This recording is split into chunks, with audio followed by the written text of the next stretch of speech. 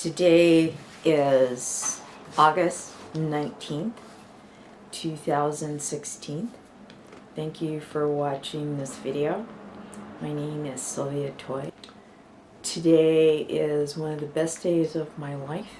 It's one of those kind of days that is always one of the best days of your life when you're a storyteller, and that is the day that you figure out what your story is about. Sometimes talking out the story helps me in jumble a lot easier and more efficiently than writing does. I am in story development of Killer Jane. It's about a woman who keeps dreaming that she has just killed someone. The dream always starts in the aftermath of having committed the murder. And she escapes. She's always wearing a cocktail dress and running away with this gun in her hand, this little derringer. And she never knows who she's killed. It's always somebody different also, and it's always a man that she's murdered. And she doesn't know why she's done it, and she certainly doesn't know why she's having these dreams, because she's just sort of a straight up and down sort of person. And it just really doesn't get it. Why am I having these dreams? Jane is the central character. She has a secretary named Daphne. Daphne is a comic character. I would like to play her myself, but I might be over the age of being able to play this character, because now I'm toying with the idea of her being a classmate of Jane and Jane's major client, who is the third character in the movie, of having been sorority sisters or high school or college classmates. And for that, the three characters would need to be the same age, and I am already talking to two actresses who are sort of pre-middle age, and that's a very interesting age. That's why I picked that age. The third character is Cleo. She is a woman who was born into money and married a man who had money starting out life. He's a businessman, and he's not a very good businessman. Plus, he's had bad luck and tends to burn his bridges when it comes to, well, in particular, his wife. So she's not very happy, and she wants a divorce without having to give him any of her money. She's always in Jane's office, besides the fact that she's crying on Jane's shoulder and etc.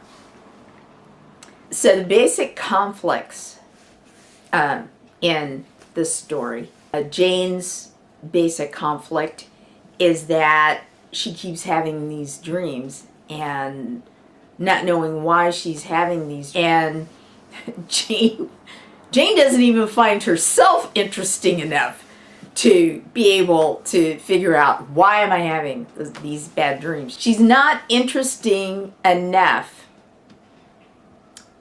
to have the kind of problems that create the kind of stress that often result in people having bad dreams and nightmares. Daphne's major conflict is that she's disappointed in life. She's had 3 bad marriages, 4 actually. She hasn't been able to get her 4th divorce because she has no idea where her husband is. She's married men who were charming sociopath psychopath who lived off her, never could keep a job, into petty crime, infidelity, wrecked her car, kited checks, forged her signature, etc., etc., etc. So she is disappointed and bitter in general, and probably basically a good-natured person who doesn't understand why life turned out so bad for her. She doesn't have the prestige and the status and the resume that her boss has. Her boss is a lawyer. And she doesn't have the social status and security that her boss's primary client, Cleo, has. I think it's rude, and have always been like this ever since I was a child. I think it's rude to be mean to a person because they're poor. I think it's rude to be mean to a person because they're rich. But Daphne, my friend, who I'm hoping I can work it out to play her because she's so funny, Daphne hates Cleo primarily because Cleo is rich. And if the three women are age peers, they went to school together, Daphne has probably always had it out for Cleo. So there's a conflict. Daphne's insecurities and jealousy. Those are just basic things that some people have in their personality, but it's exacerbated because she's just had such terrible luck. Cleo is emotionally shut up and reserved and retentive in women when they're in their 30s, where they just want to hold on to what they have. They think, often it seems they think that people are out to get what they have, and they just don't want to let that happen, and they start shutting themselves up and closing themselves off. And I would imagine this is particularly the case in women like Cleo who don't have any kids. She's an only child, most likely. That's in her backstory. And she has been married to the same person, and just slowly and gradually has been becoming, during her marriage, dissociated from him, and her world has gotten smaller and smaller and smaller because she just wants to hold on to whatever it is that she thinks she's got. And in this case, I think it's symbolized by money and material possessions and property. She owns a lot of jewelry, etc., etc., etc.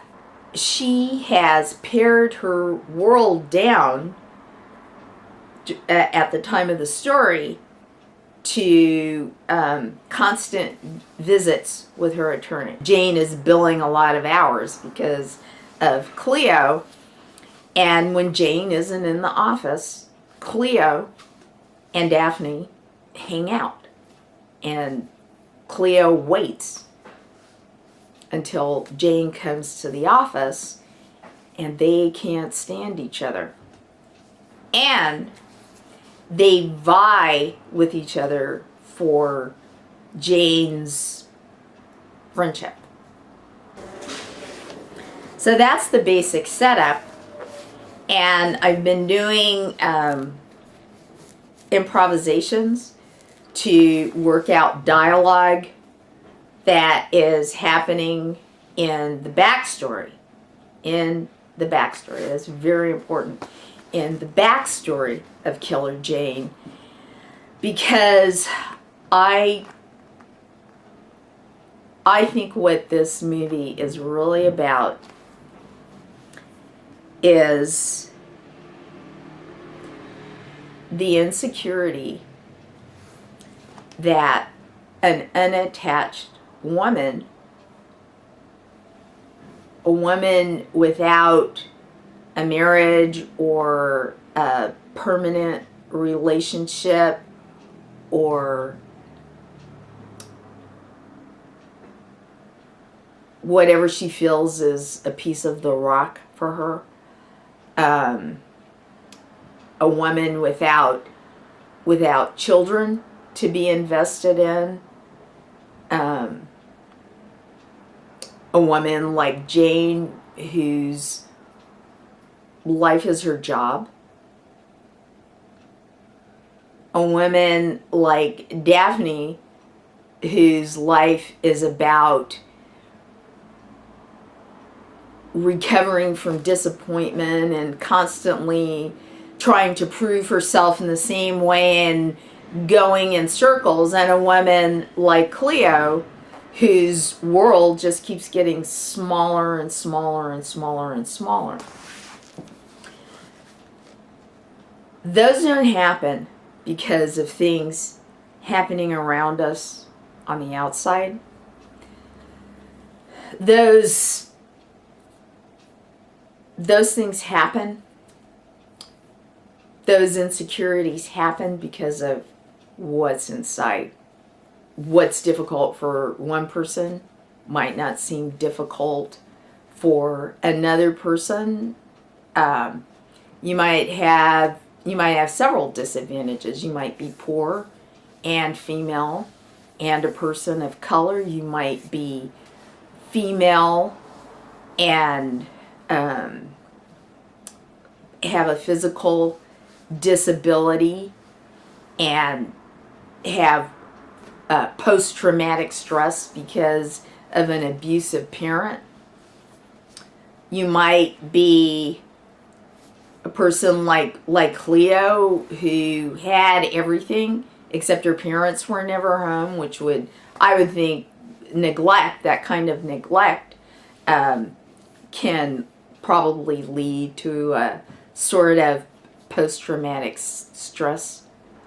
Each of us is also born, each of us is born with a well inside us. I think it's just a chance of nature that we're born with this well. And in some of us, the well is just never deep enough. No matter how heavy or light our burden is, it's just not a deep enough well.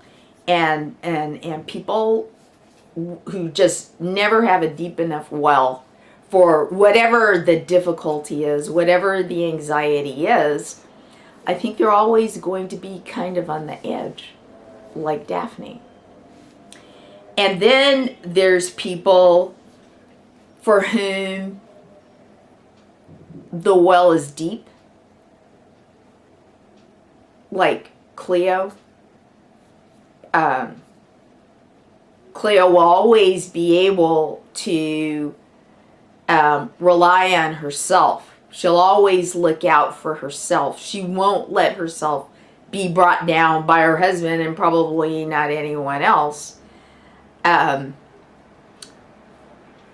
But her resource of a deep well is not something that she can share with anyone else. She can't ever get too far away from it. And then there's somebody like Jane who's been going along in life, not even having to think about her well for the most part. And all of a sudden, she falls down into it and has no idea why. And I think it has a lot to do with not feeling like not feeling like you have a piece of the rock, not knowing what your piece of the rock is, and all of a sudden waking up one day when you're almost 40, like Jane, and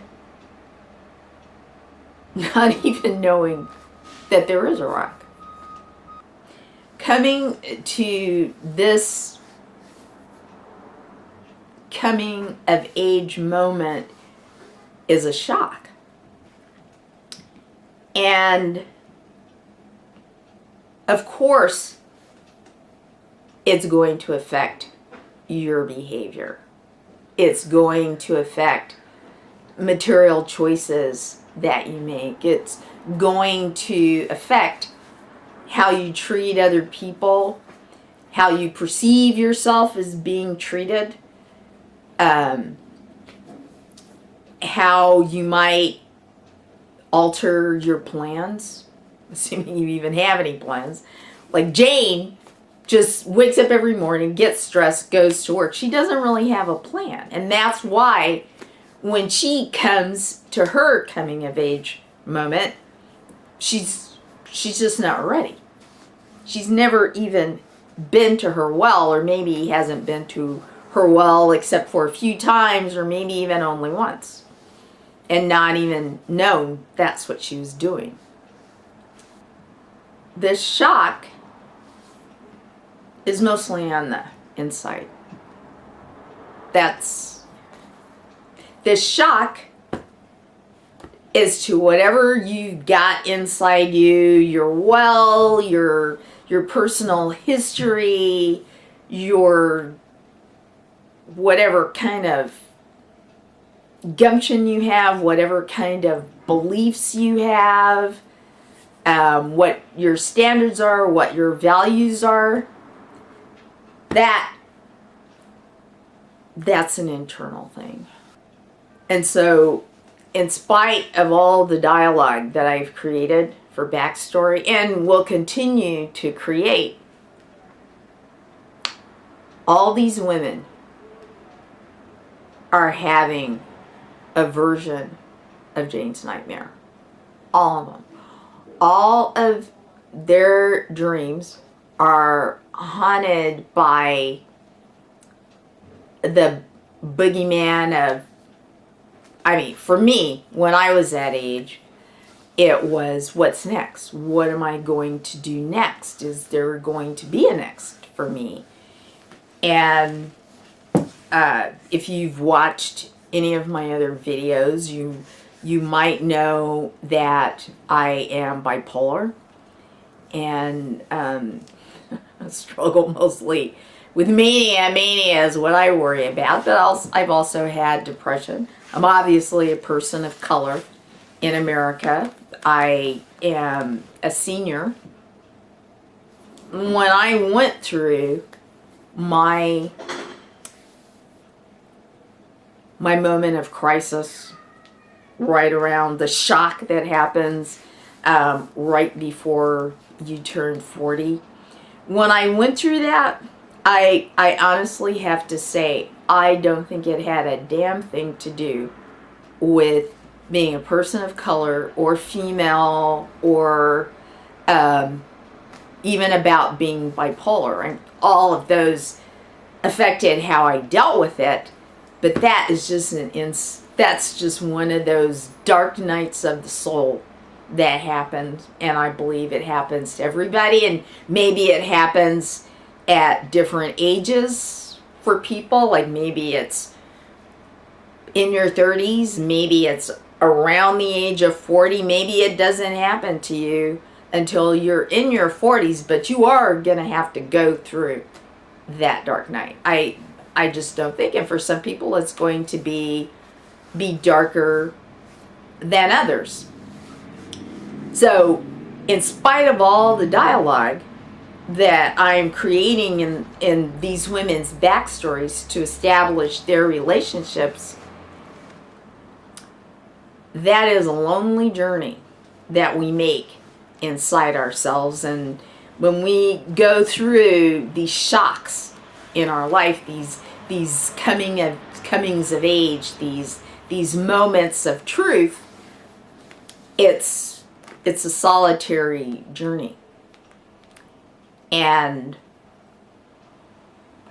I would like to make this movie as much silent as possible. I would like to establish that each of these women is having a nightmare like that, an anxiety dream, however it plays out in each of them. And that's not what they're talking about. I want to show